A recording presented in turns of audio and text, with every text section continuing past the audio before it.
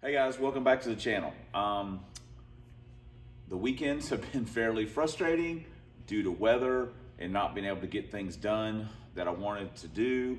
And the silver car, we'll talk about that in another video down the road whenever I work on it some more. But as far as the FaiLTD, I figured, hey, I'm gonna bring it out. I wanna race it. I haven't started it in 100 years and all this kind of stuff. So we put Snorkel Scoop on and made a little pan thing, and I mean, it looks like garbage, but we did it. And last weekend we were going to go to the track. It rained leading up to the test and tune, so I wasn't able to get some things done to the car that I wanted to, and it was also very hot that Sunday. So when I came out here, I was already running a little bit behind. I had to swap radiators. I got to load the brain because basically everything was at home to go to the track because I had planned on bringing this car home.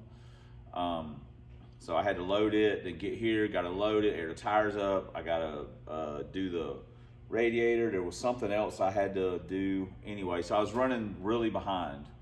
I get to the track late, and literally as soon as I pulled in the gate, I could smell fuel, and I'm like, where's that coming from? I didn't think much of it. It's a carbureted car, smells like gas. So I completely unload the car, go to put the end links for the anti-roll in, fuel leak. Fuel line has split, it's leaking. So at that point, I am 100% frustrated. I'm already frustrated. I'm just, man, oh man, oh man, oh man. So I used a 1/4-inch drive deep well socket to splice it back together, which, isn't really a secure fit. I mean, I ratcheted it down. David had a hose clamp, I had a hose clamp, blah, blah, blah. So I decided just to go ahead and leave since it was still daylight and drive, if anything was gonna happen, I'd rather it happen in daylight. It was already getting into the afternoon. I didn't leave the track till 3:30. So it was already getting late. Anyway, I got it back home, got it back out here. So fast forward into the week, I've got the nose tore off the car because I'm doing some of the lightning stuff as far as the inner sheet metal and stuff like that. I can always put the other tubular deal on if I want, but I figured I'd go ahead and start doing that. We had also put the carburetor from ProStock on here because I wanted to mess with it a little bit, using the wide band and stuff. Of course, on street tires, it spins and just shows it's rich all the time. Joey announced that they were going to have a test and tune about 1 o'clock Saturday afternoon for Sunday. So I already had stuff planned. People make plans, happens. So I have to come out here Sunday got to put the nose back on the car. I still got to fix the fuel line. There was some, what else did I do? There was something else. I can't remember. Have to load and unload, blah, blah, blah. So anyway, we got it all done and we headed up to the track, and we were running late again. So you're caught up. Let's just pick it up from there. Made it up here. Of course, we're running super late. So, awesome. First pass. Late. $5,000. We got the funky carburetor on here. Oh, I know what's wrong. We don't have the ground hooked up for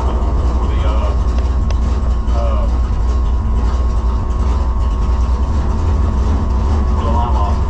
Damn it, forgot to hook it up.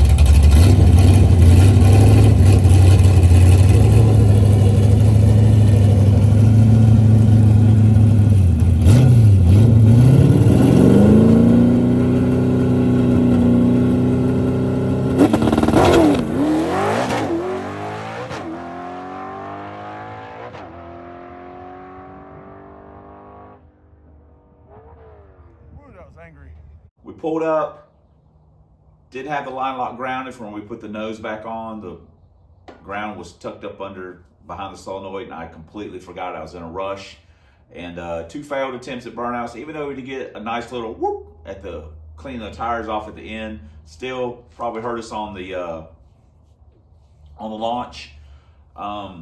And we turned it down to 46, stopped in the pits, grounded it, pulled back around, did our burnout, and the battery cable was loose, and it, so got that. It also, when it launched, I think it blipped for a second, and and I was like, oh no, it's gonna die. And it didn't, and we went on down through and made our second pass. So we looked like an idiot basically both passes. Also, we had 7,000 peel in for the shift light. We normally shift the car at 7,200. We weren't going out there trying to break any records or anything like that. It was just more about seeing what the carburetor kind of see where we were at with it. And I just didn't feel the need to turn the car that hard.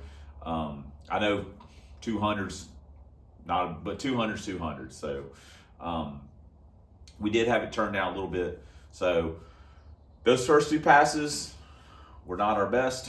So let's take a look at the time slips, and then we'll come right back. 160, 687, 101.70. I'll have the DA up here so you guys can check that out. We made our first pass. It was like, what, 350? That's what was going on. The second pass, 149. It basically bogged a little bit. 676 at 101.49. And,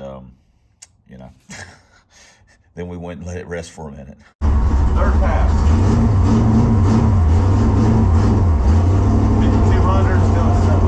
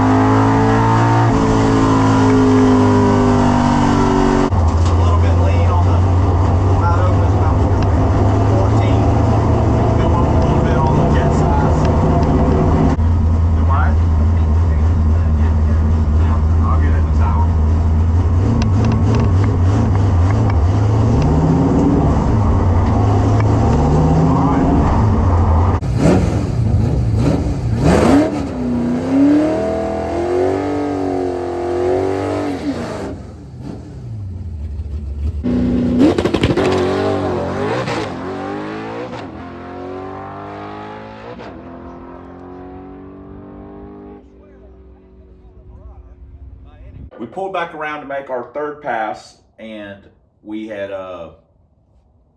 run the 2-step up a little bit, and they were working on the left lane. Something had happened over there. They were cleaning it up. The right lane had already killed 3 vehicles. It blew a S10's rear end up. It broke a motorcycle's chain. It had killed the transmission in a rear end in a El Camino. So, we got over there, and also we had forgotten the end links for the anti-roll. Didn't realize that. I was in a rush. Half the stuff's at home, half the stuff's at work, and I thought they were in the car, and I was going rooting around before I left, and they weren't there. I could have driven home, got them, and went to the track, but that was another X amount of time out of the way, and I was already a little frustrated and was like, you know what, the heck with it. So that wasn't helping us at all all day. So we went right lane, and at the end of the track, I don't know if I got into something, but the car made a pretty significant move over toward the wall, and I had to really kind of drive it back over, and probably killed the mile an hour just a little bit. But after that pass, I said, I think I'm just going to wait for the left lane to get fixed up again. And also the printer jammed, so we had to go to the tower to get our number. So let's take a look at that. I just wrote down the essentials: 151, 682, 100.49. Like I say, we lifted probably a hair early on that, so it probably affected it a little bit. All right, basically the same thing, 5,200 on the 2-step, 7,000 on the ship.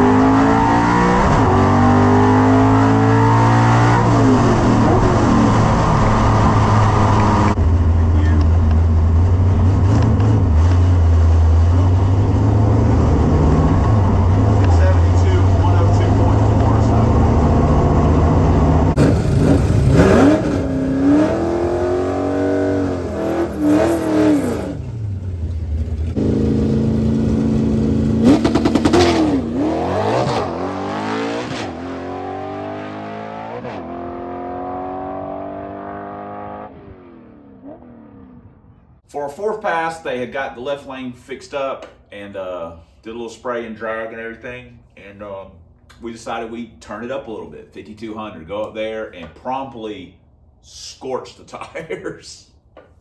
And, you know, went on down through there. That, I gotta be honest, that pass was super disappointing. I mean, it just blazed the tires. I just had to pedal it real quick and it just destroyed the ET. You know, we'd been in the sixes all day. Granted, we weren't fast, but we had, you know, at least we were in the sixes. That 703, man, that killed me. I hated it. I was just like, man, that was so disappointing. So, of course, you know, I'm going to make another one as our redemption run. And I go up there and I turned it down. You know, that was a theme of the day for me, just going too far one way or the other, especially when it spins. I went down 4,600, go up there, promptly stuck the tire, bogged it basically, and you know, I mean, it ran an okay number, but you know, I just crap, you know. So let's take a look at those time slips and see what we got. 169, 703 at 100.81. That pretty much all stinks. Our redemption run was a little better, 148, 672 at 102.41. So we were actually pretty happy with that. So, and that was a hot lap, and then we just hot lapped it again.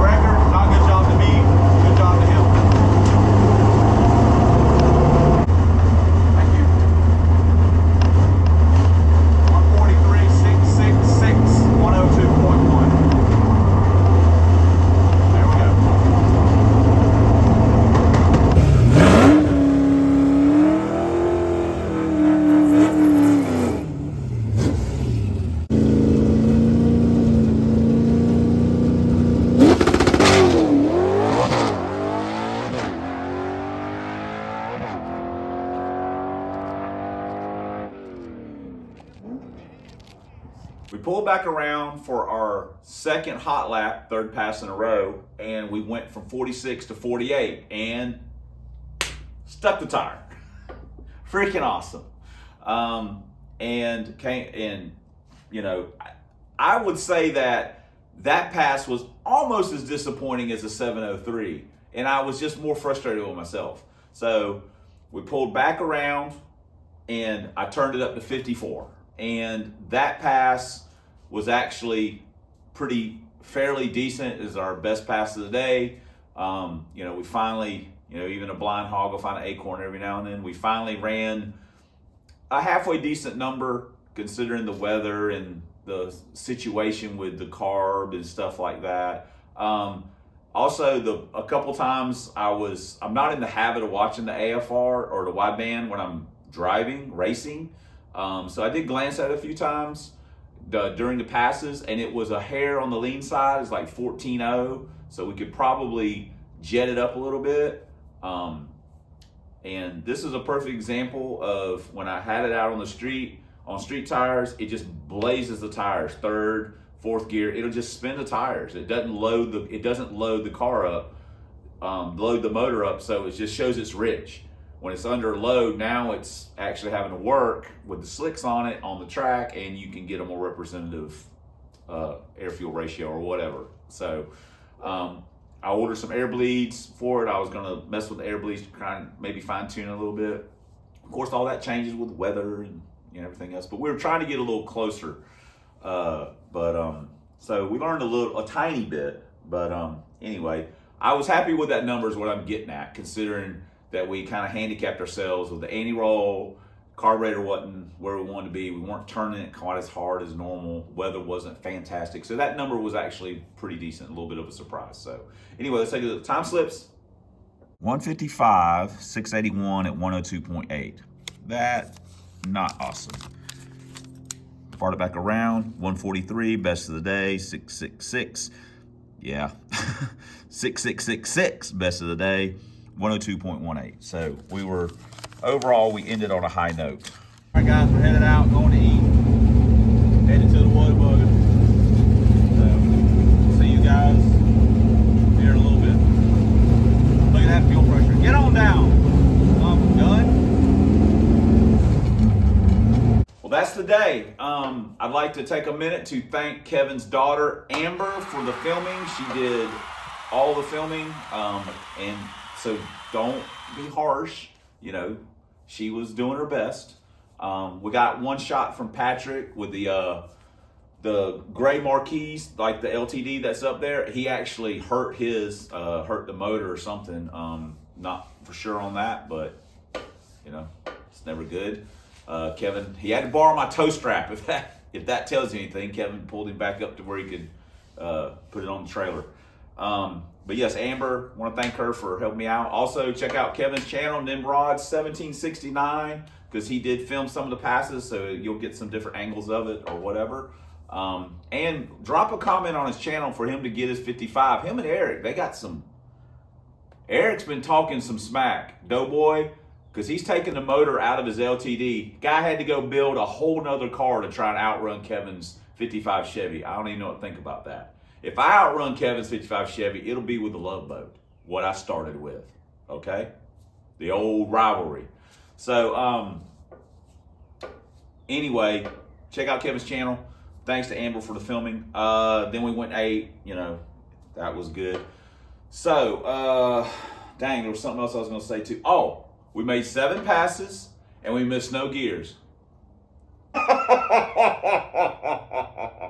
You got lucky, Skag. I'll see you next time. I know, right? Yeah. I'll get you next time. That may be true, but you didn't get me this time. Woo! So anyway, 7 passes, no mixed gears.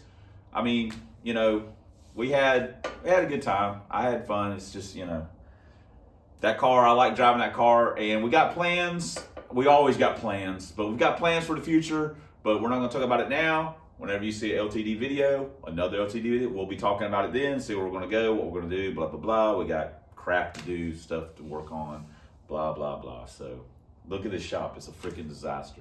So anyway, I guess that's going to do it. Thanks for commenting.